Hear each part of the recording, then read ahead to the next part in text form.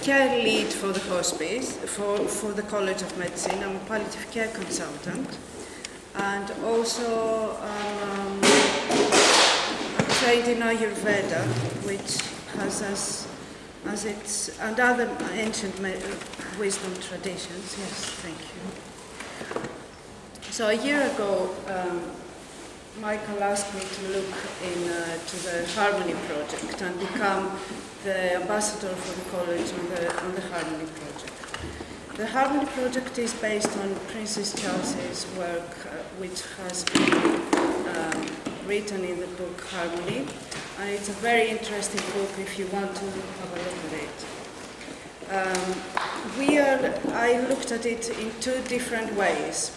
First of all, I looked at it on how to implement principles of harmony in the hospice where I work, and then how to look harmony in health, how to find ways to look at health in a different way. I was, as Michael said, last night at the Royal College of Physicians, and the President said that we are going through a winter in the NHS, in medicine, that we have huge problems and we have to find a way to get out of this. I think, inspired by the book and inspired by my training in Hippocrates, nutritional medicine and Ayurveda, that we can shift the conversation from harmony, from health to harmony. And harmony is much more holistic. We want to talk about the human being as mind, body, and emotions, and how everything is connected. So I set up a group of people who are looking at this, and we're looking at this in various ways. Bear with me.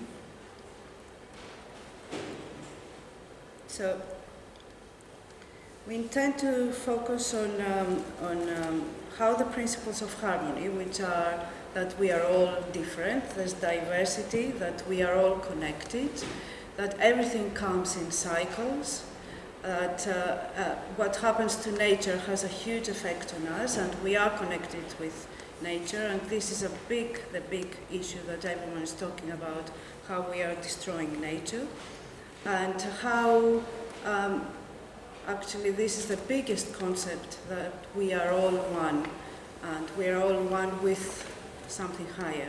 In the hospice, it's been a challenging time with lots of financial issues that many hospices face.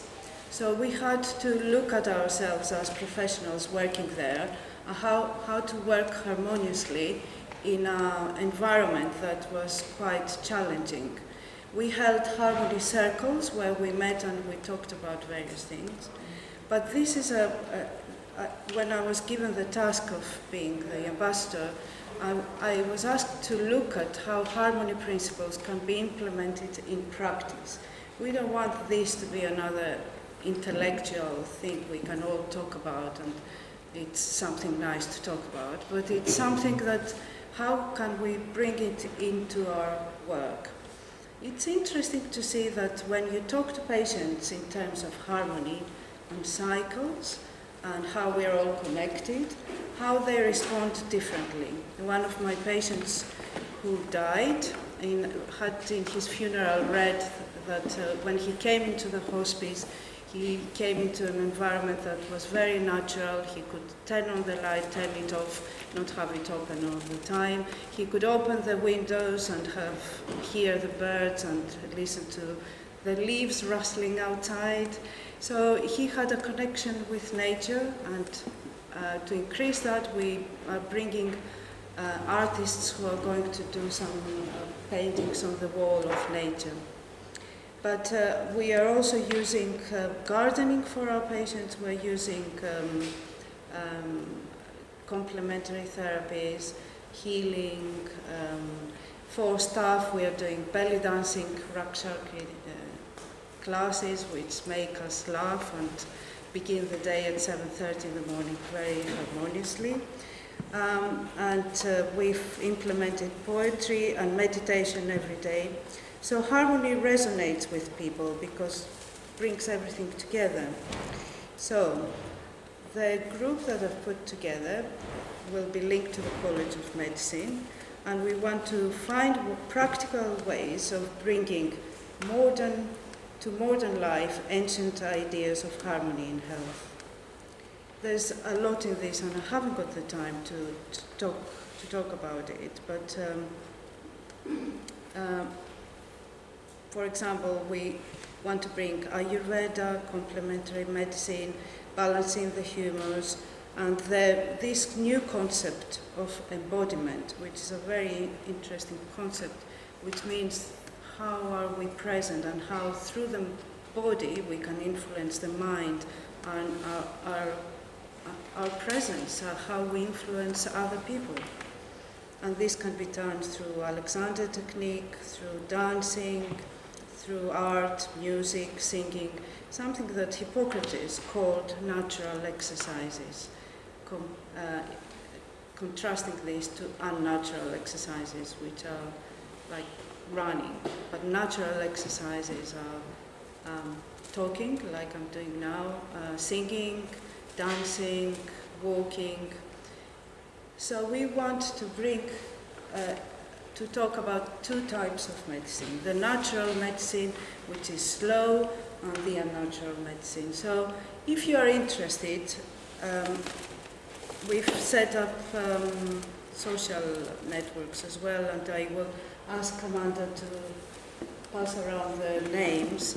But we've got an email. If you are interested in getting involved, email us at harmonyinhealth@gmail.com, and we can take it from there.